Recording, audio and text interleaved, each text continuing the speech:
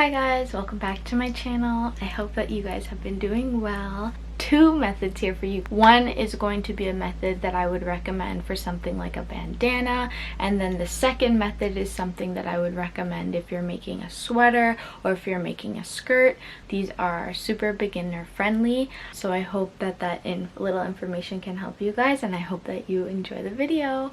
Don't forget to subscribe to my channel for tutorials and like, comment, and share to help others. Bye guys. YouTube gave me the opportunity to make a post that asked you guys what you would like me to make a tutorial on, and I had some comments there made, and I'm going to actually make the tutorial videos for you. So this one is going to be how to do increases and decreases. Now, it is a total valid request because I feel like it is very tricky to know how to do that and do it pretty well so that your pieces can turn out really nicely. This is my 3.5mm crochet hook. Just cross that over and then grab the long part of the yarn and pull through. I'm gonna chain 6. Okay, wrap around my yarn. 1, 2, 3, 4, 5, 6. Okay, and now I'm going to want to just complete this full row with my stitch of choice. So I'm going to make sure that I'm going into that last 6 chain, because if I skip that, then there will only be 5 stitches. So this is just for practice, and then we're going to go in here. This is 2. I'm just wrapping around my yarn, going into the chain, grabbing the yarn back and bringing it around. You can do any stitch. This is just for me to show you guys how to do increases and decreases. So you're going to wrap around your yarn,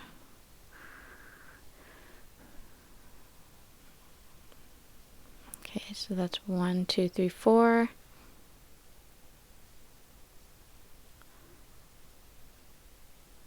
5 and 6. So I'm going to show you guys how to do the increase. You're going to go like this. You're going to go out 1, chain, chain 2, chain 3. Okay, you see you have your 3 chains out there. You're going to turn your work, you're going to rotate, and you're going to go into that chain, the first chain that you made, because that means that you're going to now have made 1 extra stitch, extra piece into the row.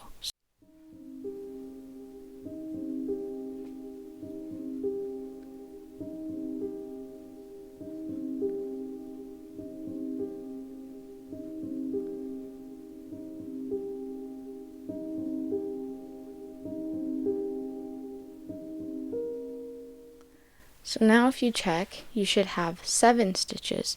So 1, 2, 3, 4, 5, 6, 7. Perfect.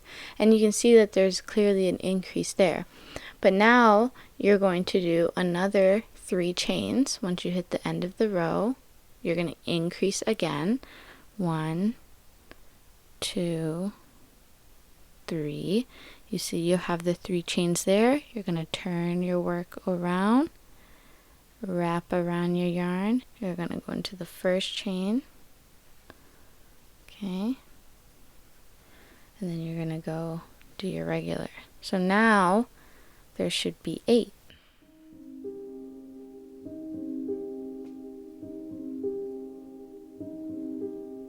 Okay.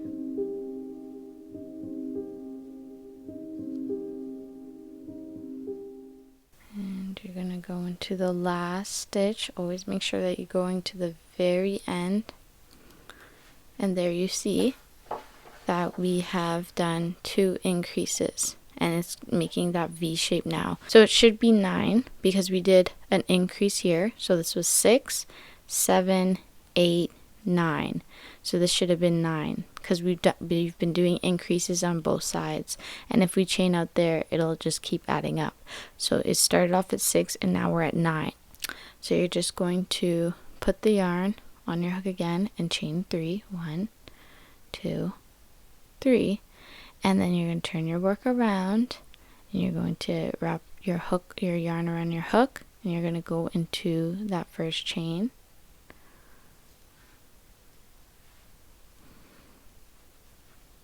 And you're just going to continue doing that. And that's basically you increasing in this way. Now I'm going to show you how to decrease.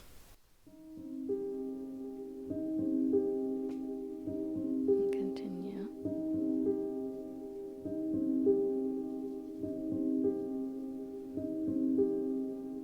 Okay.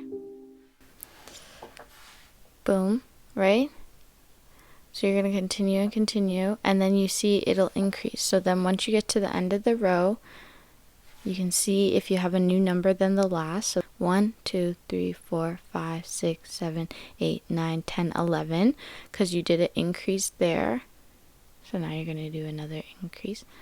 1, 2, 3, and then you're just going to do that row, right? And see, it looks like it's at the end, but you have to make sure that you're going all the way to the end. So yeah, we went from having 6 and now we have 1, 2, 3, 4, 5, 6, 7, 8, 9, 10, 11, 12, 13. Okay? So that's how you increase. The border might get a little weird, it's just based on the yarn, but it's fairly even. Okay? That's just how you increase this way. And now, okay, now we have to decrease. Before we would have just done a regular 3 chains, but we're not doing that anymore because now we're decreasing, right? So now you're going to turn your work around. So now we're going to jump 1, 2, 3. You're going to go into the third one. You're going to grab the yarn, wrap around, and you're going to pull 2. Okay? Now we just have decreased, so whatever stitch you chose, and then you're going to go in the next chain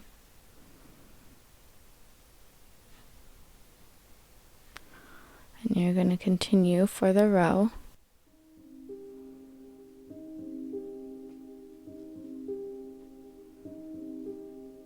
And now we're back at this point where the end of our crochet hook is there. So now we're going to want to continue, okay? And by that I mean we're going to want to turn our work around and we're going to want to do more decreases. So we have 1, we're skipping, 2, we're skipping, and 3. Go into the third one, put that yarn around your hook, bring it back, wrap it around and pull 2. And the reason why I do this when I am doing decreases this way is because it really pulls it tight. If I were to do a decrease and do my stitch, it would be a bit like looser and you would see it. So you really want it to be tight to really show that you're doing the decrease, and then you can go in and do your regular stitch. Okay. Oops. So it's like that, kind of flush in with the decrease.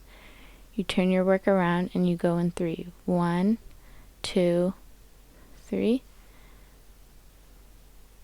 Okay, and now it's just more of a nice flush decrease. Now we're going to do our regular stitch because we just did another decrease. And now I'm going to turn my work around, flatten it a bit, turn my work around, and I'm going to do another 3 decreases. So you have 1, 2, we're going into the third one, we're grabbing our yarn, we're wrapping it around, and we're pulling through 2, and then we're doing our regular stitches. We went from 6 all the way to 13. Now we are at 9, and if we keep going, we'll be back to 6. So I'm just going to get it back to 6 because I know that the next row we are decreasing another 3, which would make it 6. This is how you can make bikinis, bikini bottoms, bikini tops with this method, because those patterns and designs require going out wide and then back in. So now we are at the end. I think we're pretty much at the edge there. It's kind of flush, so I'm just going to turn it around and I'm going to go in 3. 1, 2, 3. Wrap around and pull through 2, and then there we have it. This should be 6. And it looks like we're at the end, but we have to go into that one chain. 5 and 6. Okay, and there we have it. So there we have our increases and decreases. I was pulling a bit tight, but it still works right. Where I ended off was here. I'm going to turn my work around. 1, 2, 3, 4, 5, 6. Okay, so that's basically what I have done here. I'm just going to pull this so it doesn't come out, and you can see. So basically this is what is increasing and decreasing. This is one way to do it. So you can practice this, you can choose how tight you need to go, what stitch you want to use, and I was going quite tight for this, and I also was using a smaller hook. That's one way to increase and decrease, which is you can start off with 6, and at the end of every time that you get to the end of every row, you're going to chain out 3, and then you're going to turn your work, go into the first chain, and do your row. Once you get to the end, you're going to chain 3, turn your work around, put the new stitch into the first chain, and do the row.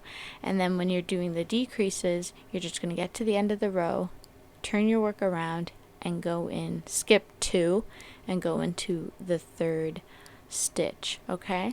And then that's how you do increases and decreases this way.